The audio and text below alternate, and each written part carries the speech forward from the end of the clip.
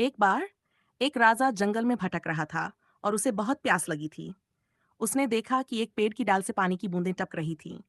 राजा ने पत्तों का एक दोना बनाया और उन बूंदों को इकट्ठा करने लगा। जब दोना भर गया तो एक तोते ने उसे गिरा दिया। राजा ने दोबारा दोना भरा और फिर से तोते ने उसे गिरा दिया।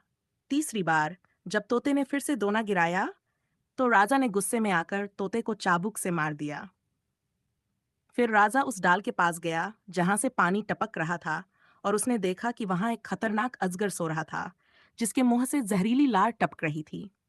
राजा को यह समझ आया कि जिसे वह पानी समझ रहा था, वह वास्तव में अजगर की जहरीली लार थी। राजा के मन में पछतावा हुआ कि उस तोते ने उसे जहर पीने से बचाने की कोशिश की थी, लेकिन अज्ञानता में राजा ने उसी की रक्षा करने वाले पक्षी को चोट पहुंचा दी। प्रिय पाठकों, संत बार बार हमें ये सिखाते हैं कि जो कुछ हमारे साथ होता है, उसमें अक्सर हमारे भले के लिए कुछ छिपा होता है। लेकिन हमारी अज्ञानता में हम संतों के वचन और उनकी शिक्षाओं को ध्यान से नहीं सुनते।